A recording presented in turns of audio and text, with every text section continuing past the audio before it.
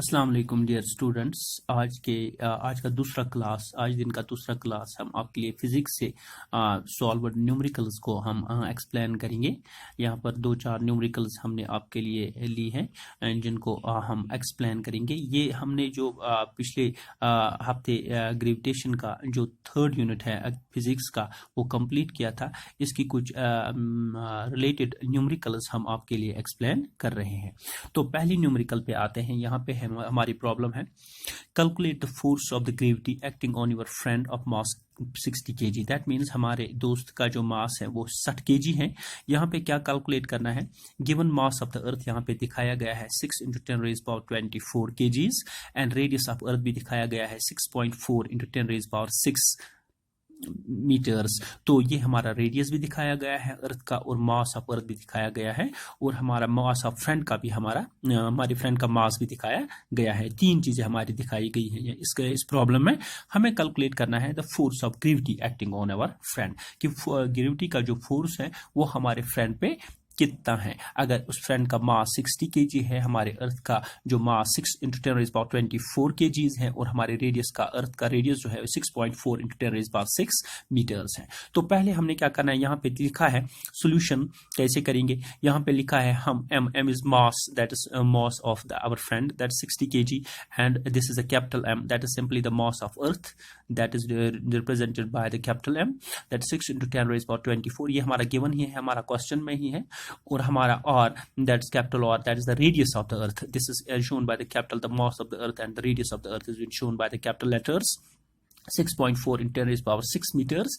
And हमारा क्या निकालना है, जो force of gravity capital F है वो हमारा यहाँ पे क्वेश्चन है कि यही हमारा करना है, ये निकालना है। और हमारा जो G है ग्रेविटेशनल कांस्टेंट वो हमें पता है 6 × 6 7 × 10⁻11 न्यूटन मीटर स्क्वायर पर kg स्क्वायर। तो यहाँ पे सोल्यूशन के लिए चूंकि हमें पता है कि F is equal to GM m divide by r square, ये हमारा है फोर्स ऑफ ग्रेविटी, जो ग्रेविटेशनल फोर्स है उसके लिए हमारी इक्वेशन है F is equal to GM m divide by r square. जो इसका मतलब ये हुआ कि हमें G जो है यहाँ पे दिखाया गया है, G का वैल्यू हमें यहाँ इंसर्ट करना है 6.67 × 10⁻11, ये हो गया इस G का वैल्यू। अब मास ऑफ अर्थ का हमें दिखाया गया है, that's mass of earth is here 6 × 10⁻24। यहाँ पे हमने इसको मल्टीप्लाई किया 6 × 10⁻24 और इसके अलावा हमारा है m, that is the mass of our friend. It's about 60 kg. So in all these terms, we are getting the values. So we have these multiplied all these values in the upper side, and in the lower side we are having simply r square, that's the radius का square। चूंकि radius of earth है हमारा 6 × 10⁻20 6.4 × 10⁻6 जो दिखाया गया है, that's 6.4, ये यहाँ से है। So 6.4 × 10⁻6 का whole square, if we have calculated it on your calculator, we'll get 58.62 newtons। So this 58.62 newtons is the total force of gravity that is acting on our friend who is having a mass of 60 kg when the mass of earth is 6 × 10⁻24 and radius of earth is 6.4 × 10⁻6 meters। So the total force acting on our friend of mass 60 kg is 58.62 newtons। क्योंकि force हम Newton's में calculate करते हैं। ये हमारी पहली problem हमारी solve हो गई। अब हम दूसरी प्रॉब्लम पे आते हैं कि दूसरी प्रॉब्लम जो यहाँ पे दिखाई गई है इसको कैसे सॉल्व करें। The earth's gravitational force cause an acceleration of 5 metre per second. यहाँ पे दिखाया गया है कि जो अर्थ की ग्रेविटेशनल फोर्स है, जो ग्रेविटी है अर्थ में, वो एक्सेलरेट करती है for example 5 metre per second. 1 kilogram mass को, 1 किलोग्राम मास चाहे कोई बाल हो या कोई भी चीज हो, इसको 5 metre per second gravitational 5 metre per second के एक्सेलरेशन के हिसाब से ग्रेविटी यहाँ पे एक्सेलरेट करती है, 5 मीटर पर सेकंड के हिसाब से एक्सेलरेट करती है। लेकिन किस चीज को, जो 1 kg का मास है उसका, समवेयर इन स्पेस, कहीं स्पेस में, how much will be the acceleration of 3 kg mass be at the same place. अब हमें क्या करना है, क्या कैलकुलेट करना है, हमें कैलकुलेट करना है कि अगर हमें 3 kg का मास की कोई चीज हो, 3 kg मास की कोई चीज हो, उसको कैसे एक्सेलरेट करेगा, the same 5 metre per second square. अगर 1 kg के लिए 5 metre per second square gravitational force produce करता है, तो 3 kg मास के लिए क्या प्रोड्यूस करेगा, कितनी एक्सेलरेशन प्रोड्यूस करेगा। तो कि यहाँ पे सोल्यूशन में क्या है, that is from G, this is acceleration due to gravity, small g is been this is acceleration due to gravity, that is gm divided by r square.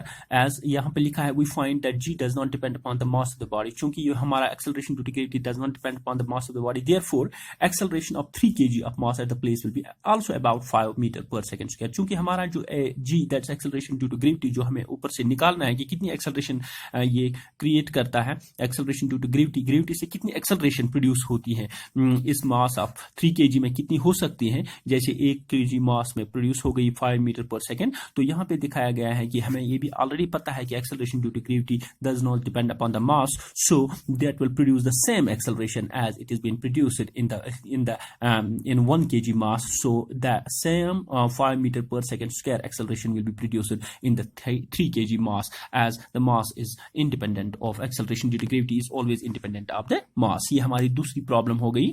तो तीसरी प्रॉब्लम पे हम आएंगे. तो तीसरी प्रॉब्लम जो है, a particle is thrown upward vertically with a velocity of 50 metre per second. एक पार्टिकल या एक चीज को हम ऊपर थ्रो कर रहे हैं 50 मीटर पर सेकेंड के वेलोसिटी से. What will be its velocity at the highest point of the journey. जब ये ऊपर पहुंच जाएगा, जहां से ये नीचे आना शुरू हो जाएगा, तो वहां पर उसकी हाईएस्ट पॉइंट वेलोसिटी क्या होगी.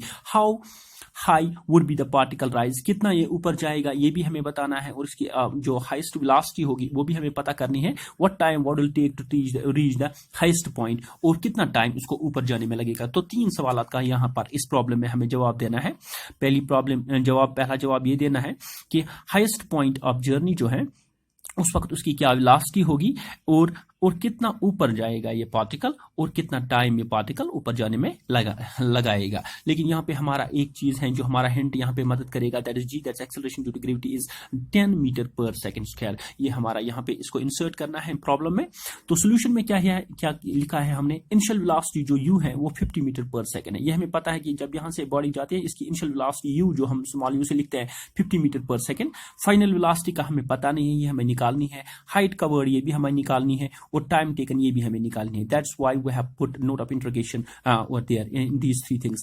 This thing we have to get, this thing we have to get, and this time we have to get. And acceleration due to gravity, that's 10 meter per second square. ये हमें वहीं से दिया गया है. Now at the highest point final velocity, चूंकि हमने इस चीज को vertically upward किया, तो highest point जो इसका आ गया, अब जहां से ये नीचे गिरना शुरू हो जाएगा वहां पे final velocity v will be equal to 0. चूंकि वहां पर final velocity जो है that is v will be equal to 0, क्योंकि वहां पर वे रुकेगा और इसकी फाइनल वेलोसिटी v बराबर 0 होगी.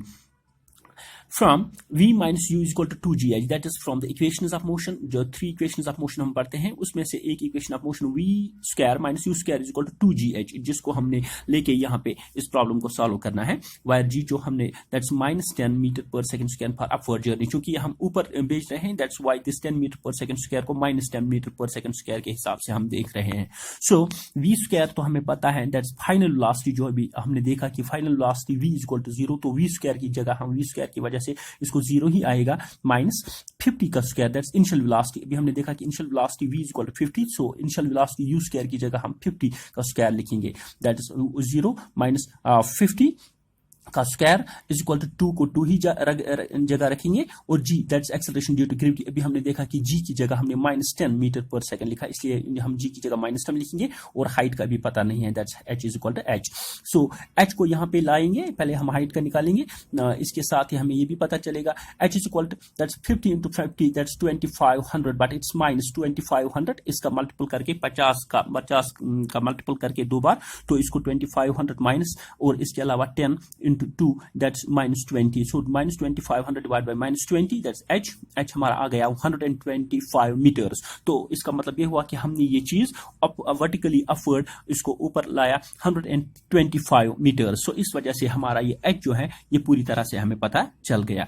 सो फ्रॉम अब हमें दूसरी जो इक्वेशन ऑफ मोशन है वो हमें यूज करनी है, that's v equal to u plus gt. यहाँ पर at की जगह gt आएगा क्योंकि a इज एक्सेलरेशन. अब हमें यहाँ पर g that's acceleration due to gravity की मदद पड़ेगी. So v equal to u plus gt, और वी कैन से v चूंकि पता है हमें v equal to 0, so v equal to 0 को रहने दें, that's equal to 50, that's u that's initial velocity तो हमें भी पता है, दैट्स इनिशियल वेलोसिटी इज 50. यहाँ पे हम देख रहे हैं और यहाँ पे भी हम देख रहे हैं दैट्स इनिशियल वेलोसिटी इज 50. इस u की जगह 50 लगाएंगे एंड प्लस की जगह प्लस ही, और g चूंकि हमें पता है दैट g इज माइनस 10 की जगह, और टाइम t का भी नहीं पता, that's time t we have to get, और तभी हमने इस यहाँ पर टी ही लिखा, और टी इज इक्वल टू, चूंकि टी को एक साइड लेंगे यही हमें जरूरत है, that's T is equal to 50 को यहीं पर आएंगे डिवाइड बाई 10 प्लस माइनस, और इसको हमने 10 डिवाइड करा, दैट्स इक्वल टू 5 सेकंड्स। तो इसका मतलब ये हो गया कि टाइम भी हमारा आ गया, दैट्स 50 सेकंड्स। सो दोनों चीजें आ गई, टाइम भी आ गया, दिस टाइम इज 5 सेकंड, यहाँ पे हमें 5 सेकंड इसका जवाब आ गया, और हाइट भी आ गई, दैट्स 125 मीटर्स,